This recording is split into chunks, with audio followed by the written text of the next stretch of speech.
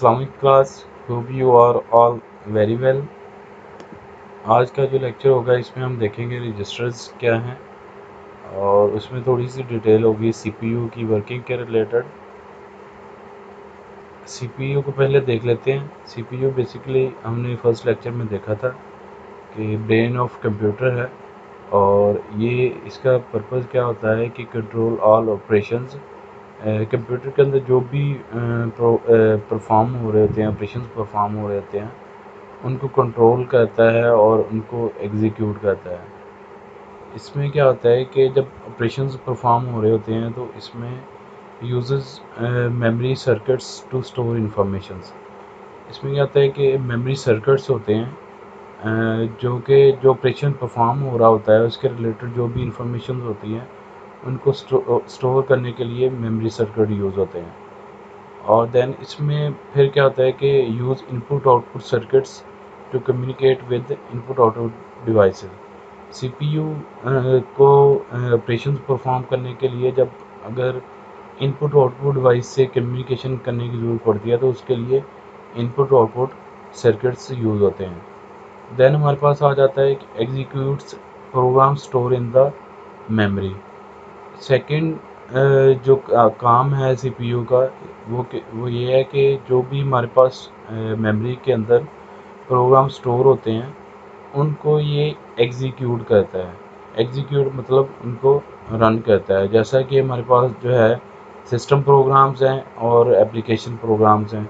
System programmes में हमारे पास जो है लाइक विंडो ऑपरेटिंग सिस्टम जो है वो भी हमारे पास मेमोरी में ही पड़ा होता है और जो है उसको एग्जीक्यूट करता है। और एप्लीकेशन प्रोग्राम्स जो हम जो है डिफरेंट लाइक एक्सेल्स वगैरह या अपने इंट्रोडक्शन टू प्रोग्रामिंग में पढ़ा होगा कि सिस्टम प्रोग्राम्स कौन से होते हैं, एप्लीकेशन प्रोग्राम्स कौन से होते हैं। तो इन प्रोग्राम्स को जो है जो मेमोरी में हमारे पास मेमोरी मतलब हार्ड ड्राइव में पड़े होते हैं उनको एग्जीक्यूट करता है। देन जो थर्ड काम है इसका इंस्ट्रक्शन सेट्स हैं। Instructions perform by the CPU. इसमें जो है कि हम जो भी प्रोग्राम डिफरेंट लिखते हैं वो बेसिकली सेट ऑफ इंस्ट्रक्शंस होती हैं। तो सीपीयू क्या करता है कि उन इंस्ट्रक्शंस को परफॉर्म करता है और उन इंस्ट्रक्शंस के अकॉर्डिंगली जो भी काम होता है उसको कर रहा होता है जो हमने इंस्ट्रक्शंस में मेंशन किया होता है। अगर हम जो है देखें कि इसके दो मेन कंपोनेंट हैं सीपीयू के, एक एग्जीक्यूशन यूनिट है और एक जो है बस इंटरफेस यूनिट है। अगर हम एग्जीक्यूशन यूनिट की बात करें, एग्जीक्यूशन यूनिट का जो पर्पज़ है सबसे पहले वो है एग्जीक्यूट इंस्ट्रक्शंस।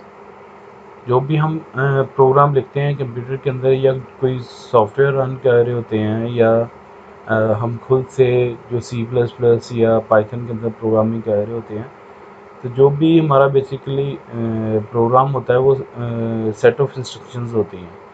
तो एग्जीक्यूशन यूनिट क्या करता है कि एग्जीक्यूट इंस्ट्रक्शंस जो प्रोग्राम या सॉफ्टवेयर के अंदर इंस्ट्रक्शंस होती हैं उनको एग्जीक्यूट करता है।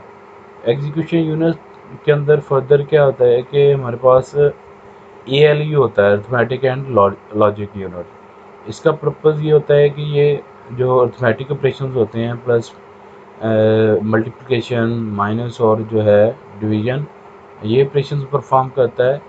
और इसके अलावा जो है अर्थमेटिक एंड लॉजिक यूनिट में हमारे पास जो है लॉजिक्स आ जाती हैं, जैसा कि हमने एंड ऑपरेशन परफॉर्म करना हो और ऑपरेशन या नॉट ऑपरेशंस परफॉर्म करना हो, तो ये हमारे पास जो है अर्थमेटिक एंड लॉजिक यूनिट का पर्पज़ है कि इसने जो भी डिफरेंट ऑपरेशंस हैं डेटा के ऊपर ऑपरेशंस हैं लाइक अर्थमेटिक एंड लॉजिक, ये इसने परफॉर्म करने होते हैं।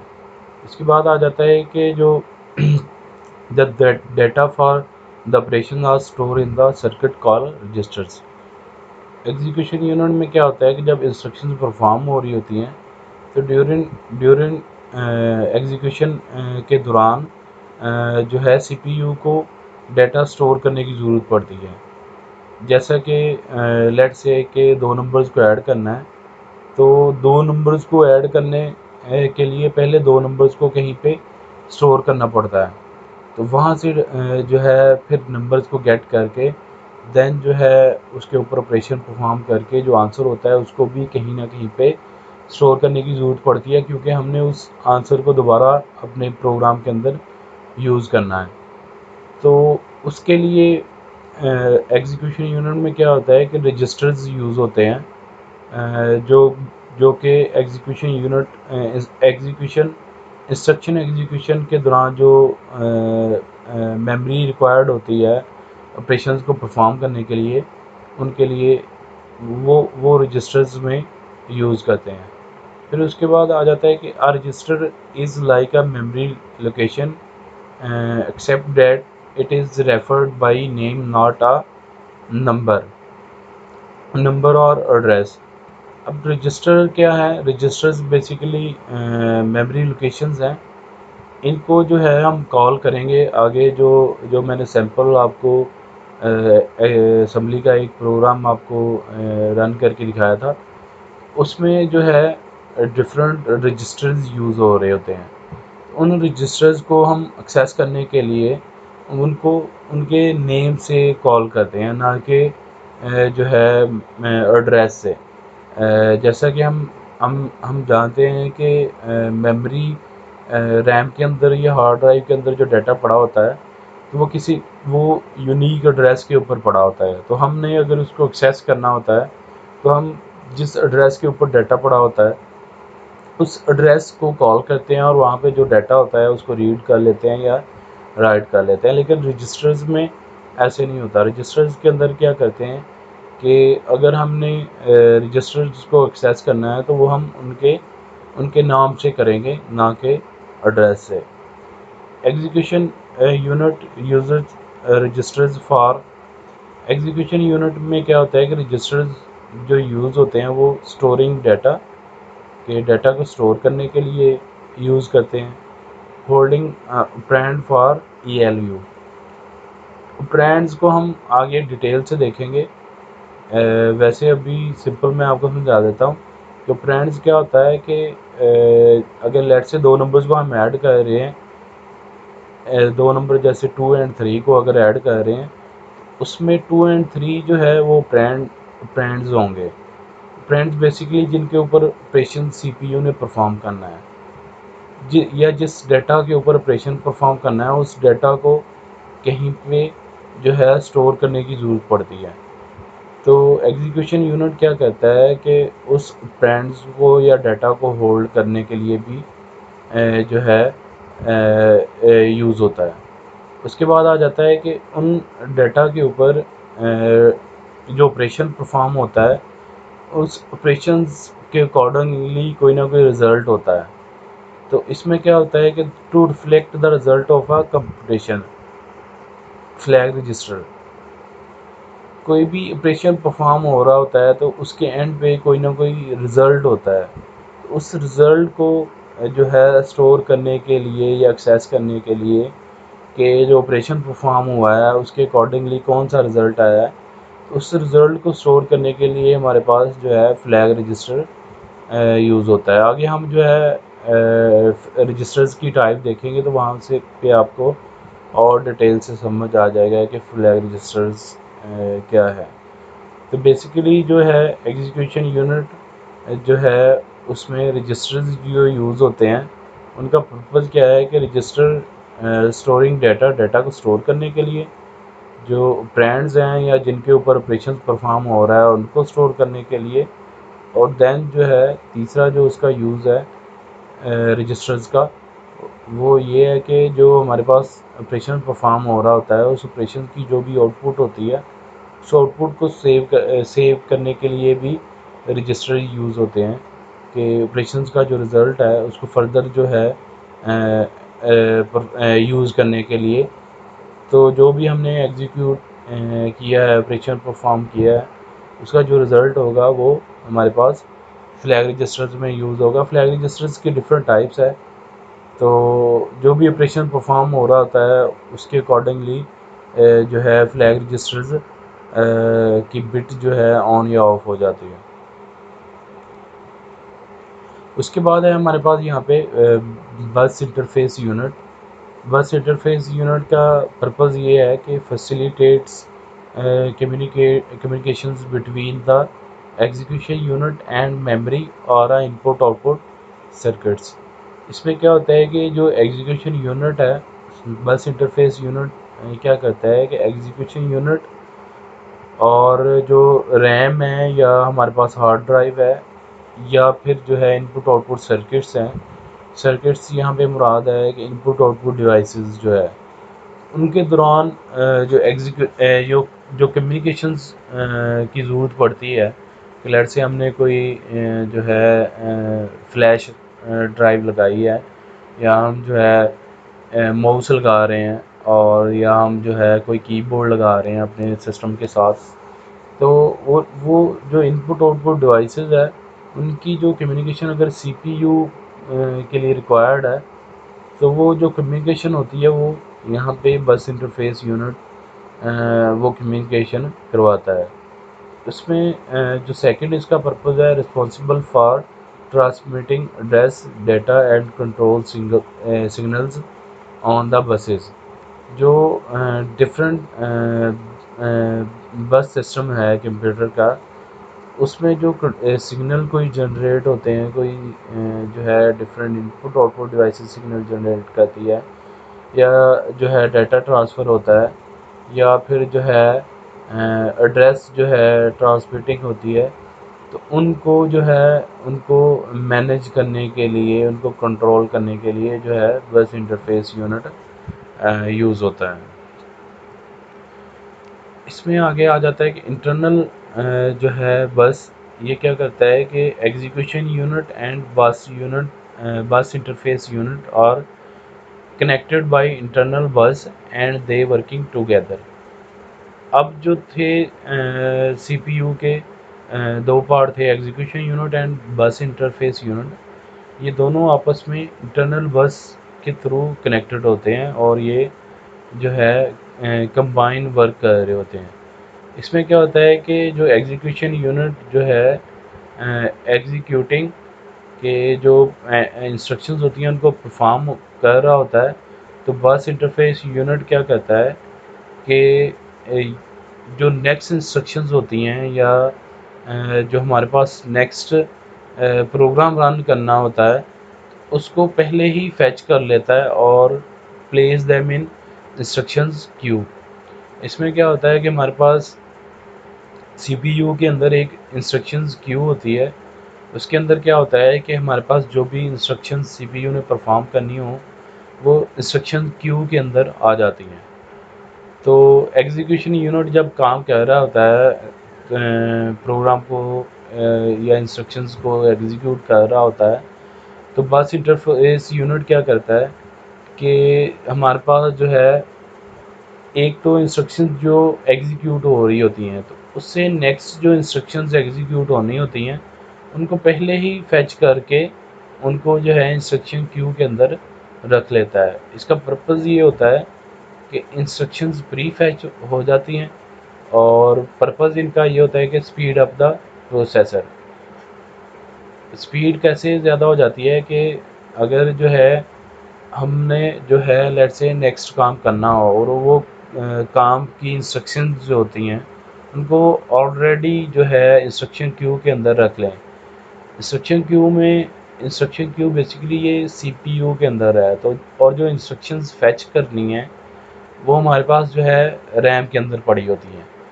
अगर जो है let's say CPU direct RAM से इंस्ट्रक्शंस को एक्सेस करे तो वो ज़्यादा टाइम लगेगा एज़ कम्पेयर टू के अगर जो है सीपीयू इंस्ट्रक्शन क्यू जो कि सीपीयू के अंदर ही है वहाँ से इंस्ट्रक्शंस को फैच कर ले, तो वो सीपीयू के लिए कम टाइम लगेगा।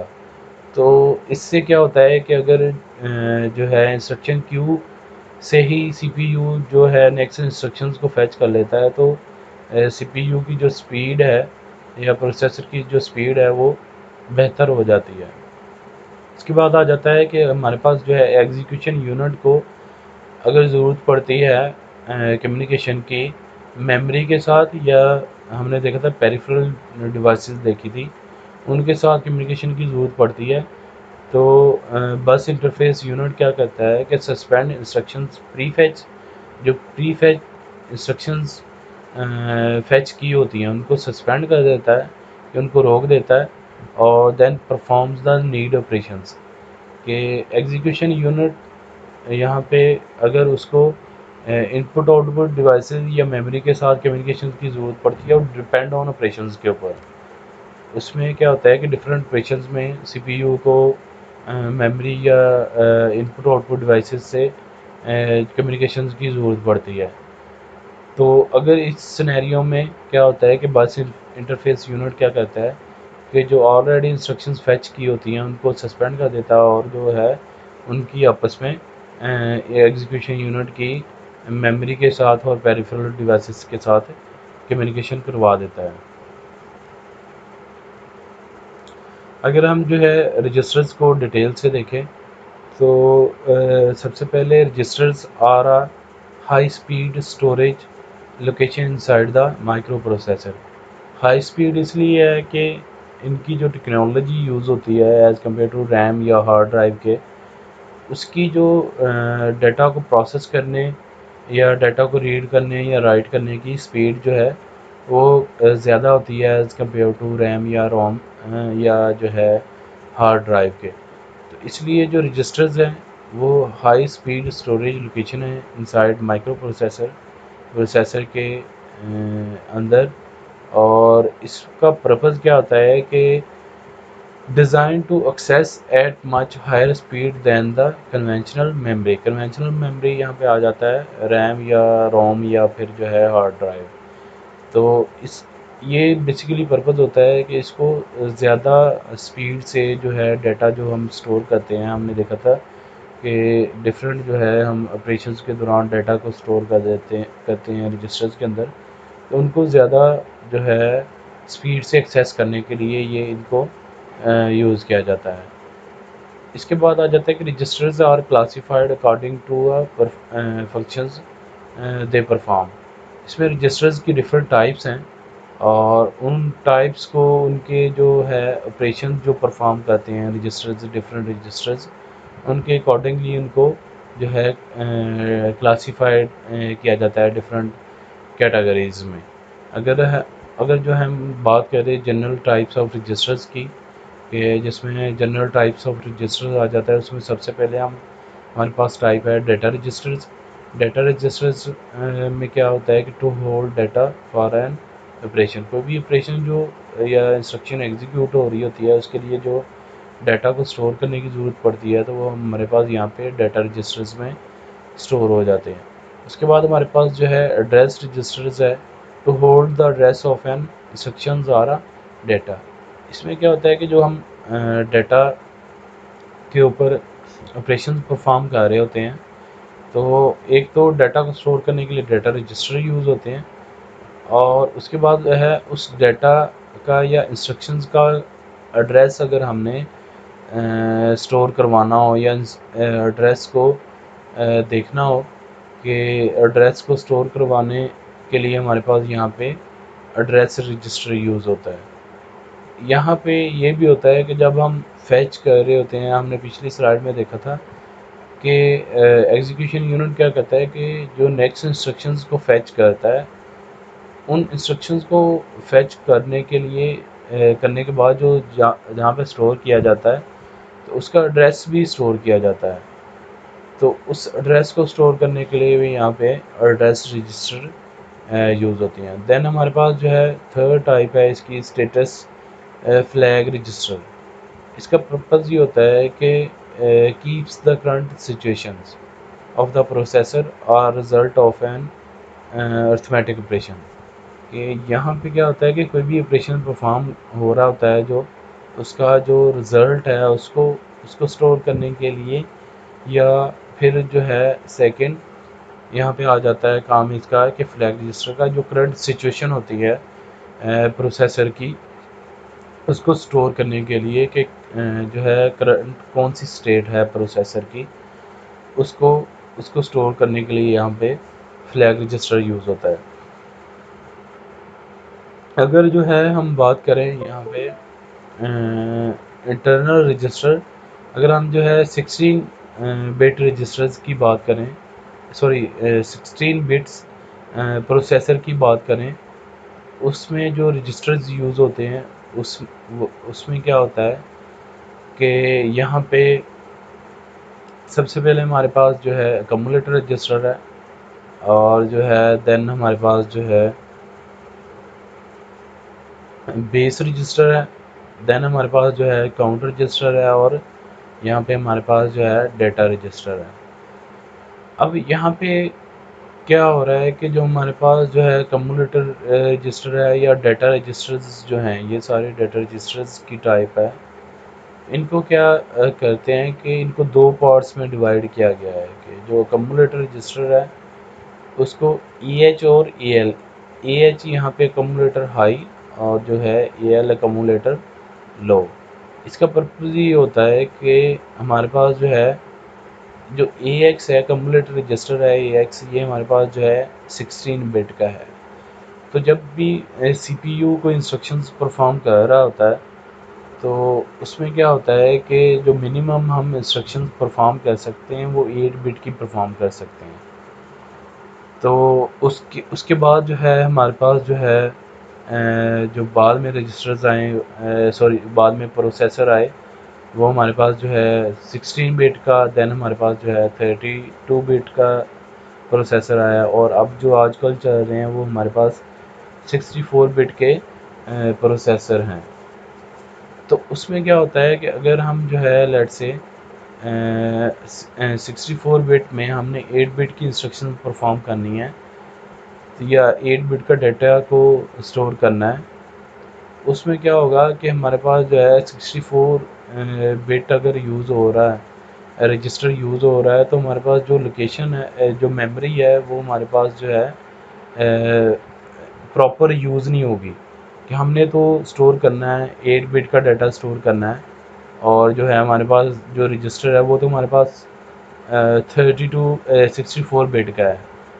इसलिए यहाँ पे क्या किया गया है कि उस पर्पस उसके मतलब हमारे पास जो है मेमोरी प्रॉपर यूज़ हो ड्यूरिंग प्रोग्राम एग्जीक्यूशन। उसमें क्या है कि जो डाटा रजिस्टर है उनको डिवाइड कर दिया गया है। यहाँ पे जो है अगर हमारे पास 16 बिट की बात करें, रजिस्टर्स की बात करें, उसमें कम्युलेटर रजिस्टर जो है वो AH और AL में डिवाइड किया गया है। BH और जो है BL, BH यहाँ पे बेस हाई बेस लो रजिस्टर, यहाँ पे जो है CH काउंटर हाई और काउंटर लो रजिस्टर है, और यहाँ पे जो है डेटा हाई और डेटा लो रजिस्टर है। तो ये बेसिकली जो है डाटा रजिस्टर्स की टाइप है। तो अगर हम 16 बिट में हमारे पास क्या होता है कि हम 16 बिट रजिस्टर को भी एक्सेस कर सकते हैं, और जो है उसके सब पार्ट जो हैं AH और AL उसको भी एक्सेस कर सकते हैं। अगर हम जो है फर्दर 32 बिट जो है प्रोसेसर की बात करें, तो उसमें हमारे पास यहाँ पे क्या होता है कि EAX होता है, 32 बिट का रजिस्टर होता है, और उसमें हमारे पास जो है 16 बिट का भी रजिस्टर होता है और 8 बिट के भी रजिस्टर्स होते हैं। तो अगर हमने जो है 32 बिट को एक्सेस करना हो तो 32 बिट को डायरेक्ट एक्सेस कर सकते हैं। अगर हमें जो है 16 की ज़रूरत पड़ती है तो 16 को एक्सेस कर सकते हैं। अगर हमें जो है 8 बिट की ज़रूरत पड़ती है तो हम 8 बिट को भी एक्सेस कर सकते हैं। अगर जो है हम फर्दर बात करें, यहाँ पे हमारे पास जो है पॉइंटर रजिस्टर्स थे, जो सेकंड पार्ट था, पॉइंटर एंड इंडेक्स ग्रुप। इसमें हमारे पास क्या है कि स्टैक पॉइंटर है, बेस पॉइंटर है। इसकी डिटेल जो है वो आगे हम देख लेंगे। These registers are used as a memory pointers. इसमें क्या होता है कि पॉइंटर्स बेसिकली जो भी हम असेंबली में हमने एक प्रोग्राम देखा था उसके डिफरेंट पार्ट थे, उन पार्ट्स को स्टोर करने के लिए यहाँ पे हमारे पास जो है स्टैक रजिस्टर्स हैं, stack register, base pointer register, source index register, destination index register और इंस्ट्रक्शंस पॉइंटर, ये वाले रजिस्टर्स हमारे पास यहाँ पे यूज़ होते हैं।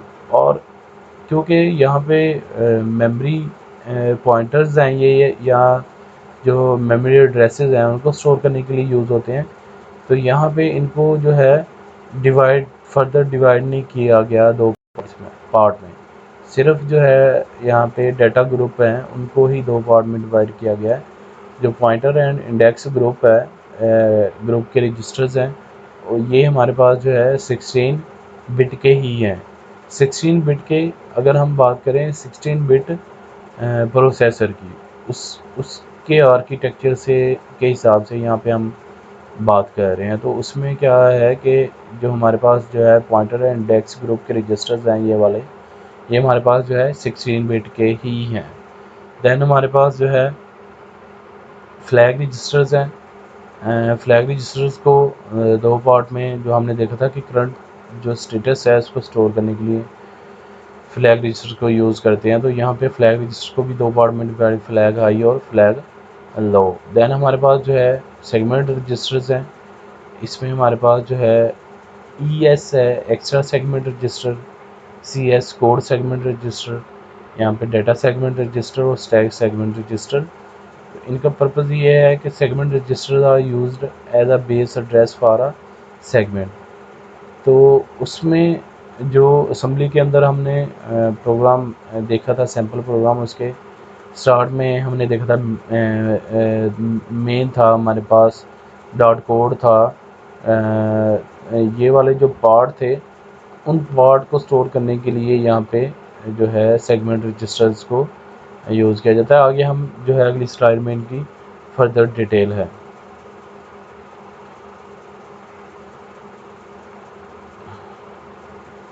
अगर हम जनरल पर्पज़ रजिस्टर्स की बात करें या डाटा रजिस्टर की बात करें, सबसे पहले हमारे पास जो है कम्युलेटर रजिस्टर है। कम्युलेटर रजिस्टर क्या कहता है कि used in arithmetic logic and data transfer instructions, कि हमने कोई अर्थमेटिक ऑपरेशन परफॉर्म करना हो, लॉजिक ऑपरेशन परफॉर्म करना हो, या जो है डाटा को ट्रांसफ़र करना हो एक रजिस्टर से दूसरे रजिस्टर, या हमारे पास जो है हमने इनपुट आउटपुट जो है यूज़र से लेनी हो, और जब इनपुट लेनी है तो भी हमने डाटा जो है CPU को ट्रांसफ़र करना है, तो उसके लिए हमारे पास जहाँ पे कम्युलेटर रजिस्टर यूज़ होता है। और इसके अलावा इसमें क्या होता है कि अरिथमेटिक एंड लॉजिक यूनिट में हमारे पास जो है multiplication, division and input output जो ऑपरेशंस होते हैं, उसके लिए कम्युलेटर रजिस्टर यूज़ होता है। इनपुट आउटपुट ऑपरेशंस यहाँ पे मुराद है कि आपने C++ में प्रोग्राम किया होगा कि आपने यूज़र से इनपुट लेके दो नंबर्स और उनको ऐड किया है। तो इसी तरह से ही अगर हमने कोई इनपुट लेनी है यूज़र से, तो वो हम जो है कम्युलेटर रजिस्टर्स को यूज़ करते हुए यूज़र से इनपुट या यूज़र को इनपुट आउटपुट देंगे। तो कम्युलेटर रजिस्टर का ये पर्पज़ है। आगे हमारे पास जो है बेस रजिस्टर है। It can hold a memory address that point to a variable.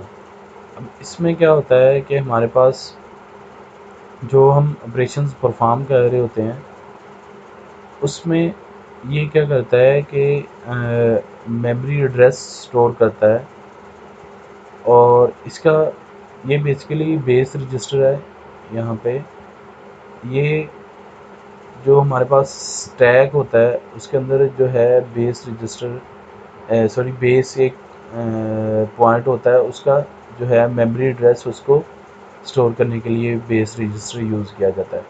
आप जो है फर्दर इसकी जो डिटेल है वो आप बुक से रीड कर सकते हैं, या इंटरनेट से भी आप इसको बेस रजिस्टर को डिटेल से देख सकते हैं कि ये कौन सा मेमोरी एड्रेस जो है उसको स्टोर करने के लिए यूज़ करते हैं। उसके बाद हमारे पास जो है काउंटर रजिस्टर है।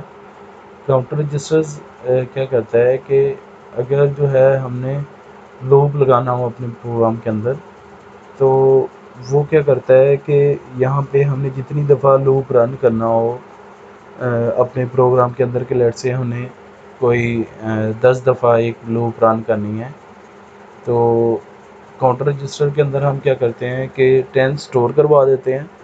और फिर ये क्या करता है कि जब हमारे पास 10 स्टोर हो, तो फर्स्ट टाइम जब लूप रन हुआ है तो ऑटोमेटिकली उसमें एक डिक्रीमेंट हो जाएगा, और जो है देन हमारे पास जितनी दफ़ा हमने स्टोर लूप रन करना चाह रहे हैं, तो उतनी दफ़ा जब लूप रन हो जाएगा, तो इसकी जो वैल्यू है देन हमारे पास 0 हो जाएगी। तो जो है हमारे पास जो है लूप है वो हमारे पास एग्ज़िट हो जाता है। तो काउंटर रजिस्टर बेसिकली कि हमने कोई लूप इंस्ट्रक्शंस को रन करना हो कि लूप को कितनी दफ़ा रन करना है, तो उतनी वैल्यू हम जो है काउंटर रजिस्टर के अंदर स्टोर कर देते हैं। उसके बाद हमारे पास जो है डेटा रजिस्टर है। इसमें ये क्या करता है कि it has a special role in multiplication and division operation also used in input output operations. इसमें क्या होता है कि हमने एक तो हमारे पास ये इनपुट आउटपुट ऑपरेशन में यूज़ होता है। इनपुट आउटपुट ऑपरेशन में ऐसे यूज़ होता है कि जब हम जो है अगर हमने कोई भी आउटपुट शो करवानी है यूज़र को, तो पहले हमें डाटा रजिस्टर्स के अंदर स्टोर करना पड़ता है डाटा, देन हम जो है यूज़र को भेज सकते हैं। ये जब हम प्रैक्टिकल करके देखें तो वहाँ पे आपको जो है समझ आ जाएगी, प्रॉपर डिटेल से समझ आ जाएगी कि हम जो है कौन से इनपुट और ऑपरेशन की बात कर रहे थे कि जिसमें हमारे पास यहाँ पे डाटा रजिस्टर यूज़ हो रहे थे। और उसके बाद जो है it has a special role in multiplication and division operation. इसमें क्या होता है कि जो सीपीयू के अंदर डिवीजन और मल्टीप्लिकेशन ऑपरेशन परफॉर्म हो रहे होते हैं, उसमें हमारे पास क्या होता है कि अगर हम जो है दो नंबर्स को डिवाइड कर रहे हैं तो उसमें हमारे पास जो है डिविडेंड और जो है या डिवीजन या जिस दो नंबर्स को जिसको हम डिवाइड कर रहे हैं और जिससे डिवाइड कर रहे होते हैं, उन दोनों को स्टोर करने के लिए आगे हम जो है इसका मल्टीप्लिकेशन और डिवीजन का प्रोग्राम भी करके देखेंगे, तो वहाँ पर डिटेल्स समझ आ जाएगी कि डिवीजन और मल्टीप्लिकेशन में डाटा रजिस्टर का कैसे जो है स्पेशल रोल है। तो इसमें हमारे पास क्या होता है कि अगर हमारे पास रिमाइंडर 0 आ रहा होता है तो वो हम उसको भी हैंडल करते हैं, अगर रिमाइंडर 0 नहीं आ रहा तो उसको भी कैसे हैंडल करते हैं। तो ये सारा जो है डाटा रजिस्टर के थ्रू ही हम परफॉर्म कर रहे होते हैं। उसके बाद हमारे पास यहाँ पे है सेगमेंट रजिस्टर्स हैं। सेगमेंट रजिस्टर्स का पर्पज़ ये है कि store the address of instructions and data in memory. These value are used by a processor to access a memory locations. इसमें हमारे पास क्या होता है कि सेगमेंट रजिस्टर्स क्या करते हैं कि जो हम प्रोग्राम लिखते हैं उसके डिफरेंट पार्ट्स होते हैं। जो मैंने आपको एक सैम्पल प्रोग्राम भी सेंड किया था, तो उस आप अगर प्रोग्राम को डिटेल से देखें तो उसमें डिफरेंट पार्ट हैं प्रोग्राम के, जिसमें हमारे पास जो है डॉट स्टैक है, डॉट कोड है, मेन है हमारे पास। तो ये जो डिफरेंट पार्ट हैं, उन पार्ट्स को जो है स्टोर करने के लिए यहाँ पे हमारे पास जो है सेगमेंट रजिस्टर्स यूज़ होते हैं। तो define the static address of sections of memory holding code. यहाँ पे हमारे पास जो कोड पार्ट होता है प्रोग्राम के अंदर, डॉट कोड जो है, अगर आप उस प्रोग्राम फाइल को ओपन करके देखें तो उसमें क्या होता है कि डॉट कोड का एक सेगमेंट होता है। उसके अंदर आगे हम जो है डिटेल से भी देखेंगे कि डॉट कोड जो पार्ट होता है वो किसके लिए यूज़ होता है। तो डॉट कोड का जो स्टार्टिंग एड्रेस होता है मेमोरी के अंदर, कि मेमोरी में जो कोड पार्ट स्टोर हो रहा होता है उसका जो स्टार्टिंग एड्रेस होता है, उसके लिए क्या कहते हैं कि कोड सेगमेंट रजिस्टर यूज़ होता है। आगे हम डिटेल से भी देखेंगे कि उसको इसका स्टार्टिंग एड्रेस हमें क्यों स्टोर करने की ज़रूरत पड़ती है। देन हमारे पास जो है डेटा सेगमेंट रजिस्टर है। Define the sections of memory that hold the most of the data used by the program. यहाँ पे हमारे पास जो है डेटा सेगमेंट में जो है हम जो भी डाटा के अंदर डाटा पार्ट के अंदर जो डाटा हम स्टोर कर रहे होते हैं उसको स्टोर करने के लिए डाटा सेगमेंट रजिस्टर यूज़ किया जाता है। उसके बाद हमारे पास जो है एक्स्ट्रा सेगमेंट रजिस्टर है। इसमें क्या होता है कि अगर हमारे पास जो डाटा रजिस्टर की हमने, उसमें क्या होता है कि हम उसका साइज़ मेंशन करते हैं कि अपने प्रोग्राम के अंदर हम डाटा सेगमेंट रजिस्टर का एक साइज़ मेंशन कर देते हैं। अगर उस साइज़ से हमें ज़्यादा थोड़ी सी मेमोरी की ज़रूरत पड़ जाती है ड्यूरिंग एग्जीक्यूशन प्रोग्राम के, तो उसमें फिर जो है एक्स्ट्रा सेगमेंट रजिस्टर से जो है हम क्या करते हैं कि स्पेस को ले लेते हैं और वो हम जो है अपने प्रोग्राम के अंदर यूज़ कर लेते हैं। उसके बाद हमारे पास जो है स्टैक सेगमेंट रजिस्टर है। इसमें क्या होता है कि हमारे पास जो है जो प्रोग्राम है उसके अंदर जो जो स्टैक पार्ट है उसके अंदर जो है अगर हमें ज़रूरत पड़ती है जो उसका एड्रेस है स्टैक सेगमेंट का, तो उसको यूज़ करने के लिए हमारे पास जो है स्टैक रजिस्टर है। तो यहाँ पे ये मेरे पास जो है सैम्पल जो प्रोग्राम मैंने आप लोगों को सेंड किया था, तो यहाँ पे इसकी बात कर रहे थे हम कि यहाँ पे हमारे पास जो है स्टैक रजिस्टर है, जो स्टैक पार्ट है ये यहाँ पे स्टैक सेगमेंट है। ये जब ये प्रोग्राम लोड होता है मेमोरी के अंदर, तो यहाँ पे तो क्या होता है कि हमारे पास जो है स्टैक का अलग से जो है एरिया बन जाता है, एरिया या स्पेस बन जाती है रैम के अंदर। डॉट डाटा की अलग से बनती है, डॉट कोड की अलग से बनती है। तो यहाँ पे बात कर रहे थे कि हमारे पास जो स्टैक रजिस्टर है यह क्या करता है कि जो मेमोरी यूज़ होती है स्टैक के लिए, यहाँ पे स्टैक के लिए उसको होल्ड करने के लिए स्टैक रजिस्टर यूज़ होता है। जो है डाटा रजिस्टर है, इसमें हमने बात की थी कि जो है यहाँ पे हमारे पास जो है डॉट डाटा है, इस यहाँ पे जो भी हम जो है कोड लिखेंगे उसके लिए जो है डाटा सेगमेंट रजिस्टर यूज़ होता है। अगर हम जो है कोड सेगमेंट की बात करें तो यहाँ पे जो है डॉट कोड के अंदर जो भी हम कोड लिखते हैं तो ये सारा कोड सेगमेंट रजिस्टर के अंदर यूज़ हो रहा होता है। आगे जो है हम जब हम मिड के बाद प्रैक्टिकल करेंगे तो वहाँ पे जो है डिटेल से हम जो है देखेंगे कि डॉट कोड के अंदर हम क्या कह रहे थे, डॉट डाटा के अंदर क्या कह रहे थे, डॉट स्टैक जो है वो किसके लिए यूज़ हो रहा है। तो अभी के लिए फ़िलहाल यही आपने देखना है कि डॉट कोड के लिए कौन सा रजिस्टर यूज़ हो रहा है, डॉट डाटा के लिए कौन सा है और डॉट स्टैक के लिए कौन सा रजिस्टर यूज़ हो रहा है। इसके बाद जो है हम पॉइंटर एंड इंडेक्स रजिस्टर की बात कर लेते हैं।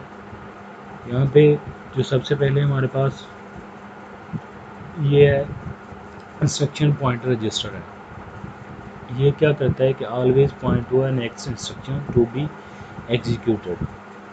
Instruction register always work together with code segment registered and it point to the currently execution instruction. Code segment register क्या करता है कि ये जो करंटली एग्जीक्यूट इंस्ट्रक्शन हो रही होती हैं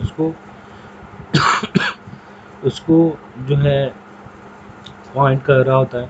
और जो है इंस्ट्रक्शन रजिस्टर क्या करता है कि always point to a next instruction, कि जो भी नेक्स्ट हमारे पास इंस्ट्रक्शन एग्जीक्यूट हो रही होती है उसका एड्रेस या जो है उस इंस्ट्रक्शन को स्टोर करने के लिए इंस्ट्रक्शन पॉइंटर रजिस्टर यूज़ हो रहा है। सोर्स इंडेक्स रजिस्टर हमारे पास यहाँ पे can be used for a pointer address of a data offset address related to a data segment register. यहाँ पे हमारे पास जो है जो भी ऑपरेशन परफॉर्म हो रहा होता है उसमें क्या होता है कि हमारे पास जो है एक सोर्स इंडेक्स रजिस्टर होता है और एक जो है डेस्टिनेशन एड्रेस पार्ट होता है। तो अगर हम इस इंस्ट्रक्शंस की बात करें तो यहाँ पे हमारे पास ये वाला जो है @ जो जहाँ पे स्टोर किया हुआ है ये हमारे पास जो है सोर्स है कि ए को क्या करो कि DL जो है डाटा लो रजिस्टर है उसके अंदर स्टोर करवा दो। तो यहाँ पे ये हमारे पास जो है सोर्स का पार्ट है, सोर्स इंडेक्स रजिस्टर है। तो इसके लिए हम क्या करेंगे, इसके लिए क्या हो रहा है कि CPU के अंदर सोर्स इंडेक्स रजिस्टर कि इसका जो एड्रेस है ये वाले पार्ट का, इसको हम जो है सोर्स इंडेक्स कह देते हैं। इसका एड्रेस जो स्टोर करने के लिए सोर्स इंडेक्स रजिस्टर यूज़ होता है और जहाँ पे हमने उसको स्टोर करवाना है या जिस रजिस्टर के अंदर स्टोर करवाना है तो वहाँ पे क्या होता है उसको हम डेस्टिनेशन इंडेक्स रजिस्टर का कह देते हैं या डेस्टिनेशन कह देते हैं। तो यहाँ पे DL है, डाटा लो रजिस्टर है, तो यहाँ पे क्या होगा कि ये जो है वो DL के अंदर स्टोर हो जाएगा यहाँ पे डेस्टिनेशन पार्ट के अंदर। तो डेस्टिनेशन के लिए जो है डेस्टिनेशन इंडेक्स रजिस्टर को यूज़ किया जाता है। देन हमारे पास जो है यहाँ पे बात की जाती है सोर्स इंडेक्स रजिस्टर और जो है डेस्टिनेशन इंडेक्स रजिस्टर। ये हमारे पास जो है स्ट्रिंग्स मूवमेंट इंस्ट्रक्शंस हैं कि हमने जो स्ट्रिंग्स है या कोई हमने जो इंस्ट्रक्शंस हैं या जो हमने डाटा परफॉर्म करना है उनको मूव करना है कहीं एक रजिस्टर से कहीं दूसरे रजिस्टर या मेमोरी से रजिस्टर्स के दौरान में या मेमोरी से रजिस्टर में, तो उसके लिए हमारे पास जो है सोर्स और इंडेक्स डेस्टिनेशन रजिस्टर यूज़ होते हैं। देन हमारे पास जो है बेस पॉइंटर रजिस्टर है। इसमें इसका जो है primarily use to access the parameter passed by the stack. इसमें हमारे पास क्या होता है कि जो स्टैक यूज़ हो रहा है, स्टैक की जो सबसे ऊपर वाली वैल्यू होती है उससे जो एक वैल्यू नीचे होती है जो या सेकेंड लास्ट वैल्यू जो होती है स्टैक के अंदर, उसको हम जो है बेस कह देते हैं, बेस वैल्यू कह देते हैं। तो उसके लिए क्या होता है कि यहाँ पे बेस पॉइंटर यूज़ होता है। इसका पर्पज़ ये होता है कि स्टैक के अंदर स्टैक को डिटेल से मैं जब आपको प्रैक्टिकल करवाऊंगा तो स्टैक का पर्पज़ क्या होता है या उसकी स्टैक की वर्किंग क्या होती है वो आपको एक्सप्लेन करूँगा। लेकिन अभी फ़िलहाल आप ये उसको माइंड में रख लें कि स्टैक के अंदर हम क्या करते हैं कि वैल्यूज़ को स्टोर करते हैं और उसमें हमारे पास जो है सेकंड वैल्यू जो पड़ी होती है उसको पॉइंट करने के लिए उसका एड्रेस को स्टोर करने के लिए यहाँ पे हमारे पास बेस पॉइंटर रजिस्टर यूज़ होता है। सेकंड वैल्यू को पॉइंट या उसका एड्रेस स्टोर करने का पर्पज़ ये होता है कि स्टैक के अंदर जब वैल्यू एक्सेस कर रहे होते हैं, जो टॉप पे वैल्यू पड़ी होती है उसको तो हम एग्जीक्यूट कर रहे होते हैं, तो जो उसके बाद जो वैल्यू एग्जीक्यूट करनी होती है तो उसका एड्रेस हम ऑलरेडी फेच कर लेते हैं। जो हमने देखा था कि जो है एग्जीक्यूशन यूनिट क्या करता है कि नेक्स्ट इंस्ट्रक्शंस को ऑलरेडी फेच कर लेता है। तो यहाँ पे जब हमारे पास स्टैक के अंदर डिफरेंट वैल्यूज़ पड़ी हुई हैं और जो है टॉप पे जो वैल्यू पड़ी हुई है उसको हम एग्जीक्यूट कर रहे होते हैं और जो सेकंड वैल्यू एग्जीक्यूट होनी होती है उसको भी हम जो है ऑलरेडी एक्सेस कर लेते हैं कि कौन सी वैल्यू है जो हमने परफॉर्म करनी है। तो इससे क्या होता है कि जो सीपीयू है उसकी स्पीड बेहतर हो जाती है या इम्प्रूव हो जाती है। उसके बाद हमारे पास जो है स्टैक पॉइंटर रजिस्टर है। इसमें हमारे पास जो है स्टैक के अंदर जो टॉप पे वैल्यू पड़ी होती है उसको उसको पॉइंट करने के लिए या उसके एड्रेस को स्टोर करने के लिए यहाँ पे हमारे पास जो है स्टैक पॉइंटर रजिस्टर यूज़ हो रहा होता है। इसके बाद जो है हमने अभी तक जो बात की है हमने 16 बिट रजिस्टर के हिसाब से बात की थी कि उसमें हमारे पास जो है कम्युलेटर रजिस्टर है, बेस रजिस्टर है, काउंटर रजिस्टर है, हमारे पास जो है डेटा रजिस्टर है। तो उसमें हमने देखा था कि कम्युलेटर रजिस्टर AX जो है इसको हम जो है 16 बिट कह देते हैं। अगर हमने जो है इसको फर्दर डिवाइड करना हो दो पार्ट के अंदर 8 बिट में तो कम्युलेटर AH और EL आ जाएगा, कम्युलेटर हाई और लो। तो अगर हम जो है 32 बिट रजिस्टर की बात करें तो उसमें जो रजिस्टर यूज़ होते हैं उसमें 32 बिट में क्या होता है EAX आ जाएगा यहाँ पे EAX यहाँ पे आ जाएगा ये 32 बिट का। EBX यहाँ पे एक्सटेंडेड E का मतलब है एक्सटेंडेड, तो एक्सटेंडेड अकम्युलेटर रजिस्टर है, यहाँ पे एक्सटेंडेड बेस रजिस्टर है। देन हमारे पास जो है फ्लैग रजिस्टर उसी तरह है, ये जो है और इंस्ट्रक्शन और पॉइंटर रजिस्टर है। और यहाँ पे हमारे पास EBS है, बेस पॉइंटर रजिस्टर है, यहाँ पे एक्सटेंडेड सेगमेंट बेस रजिस्टर है। तो अगर हमने 32 बिट की बात करें तो उसमें EAX EBX, 16 की बात करें AX BX, अगर जो है 8 बिट की बात करें AH और AL। आज का लेक्चर इतना ही। इसमें हमने जो है देखा कि हमारे पास जो है CPU किस पर्पज़ के लिए यूज़ होता है और जो है उस CPU के हमने दो पार्ट देखे, एग्जीक्यूशन यूनिट और जो है बस इंटरफेस यूनिट, उसकी वर्किंग देखी। देन हमने देखा था कि हमारे पास जो है डिफरेंट जो ऑपरेशन परफॉर्म हो रहे होते हैं उसके लिए हमें जो है डिफरेंट रजिस्टर्स को यूज़ किए जाते हैं प्रोसेसर के अंदर।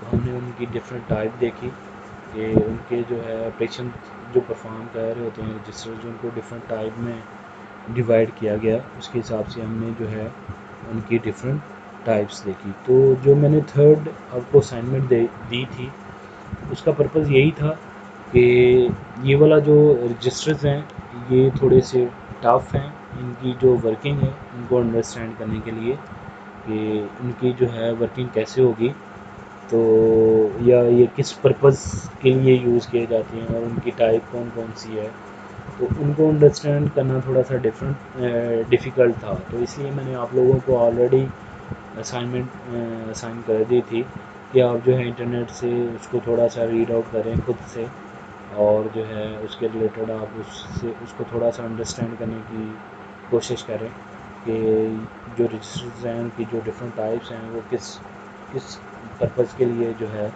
यूज़ हो रहे थे, या उनसे जो है डिफरेंट जो वर्किंग है वो कौन कौन सी वर्किंग या कौन कौन से ऑपरेशंस परफॉर्म हो रहे होते हैं। तो thank you so much class. जो आपका जो है मिड टर्म होगा उसमें यहाँ तक जो है रजिस्टर्स तक इंक्लूड होगा, तो पेपर का पैटर्न वही होगा आपको कि आपके जो है एमसीक्यूज़ होंगे, एक असाइनमेंट होगी और जो है शॉर्ट क्वेश्चंस होंगे। तो आप जो है ये स्लाइड्स को रीड आउट करें, जो जो पहले मैंने आपको दो लेक्चर्स की सेंड की हुई हैं, और जो है ये वाला थर्ड लेक्चर है, इसमें इसकी जो है यहाँ तक रजिस्टर तक जो स्लाइड्स हैं इसको थॉरोली रीड आउट करें, और इसी में से ही आपका जो है पेपर बनेगा। इसके अलावा अगर आपकी जो कोई क्यूरी है, कोई क्वेश्चन है लेक्चर के रिलेटेड, आप जो है व्हाट्सएप ग्रुप में कर सकते हैं, मैं आपको वहाँ पे आंसर कर दूँगा। Thank you so much, take care, अल्लाह हाफिज़। इस वीडियो को अपने दोस्तों के साथ जरूर शेयर कीजिएगा और इस वीडियो में कमेंट करके हमें लाजमी तौर पर बताइएगा कि आने वाले वक्त में आप किस तरह की वीडियोस देखना पसंद करते हैं। और अगर आपने अभी तक हमारा चैनल सब्सक्राइब नहीं किया तो फौरन सब्सक्राइब कीजिए, साथ ही बेल आइकॉन पर क्लिक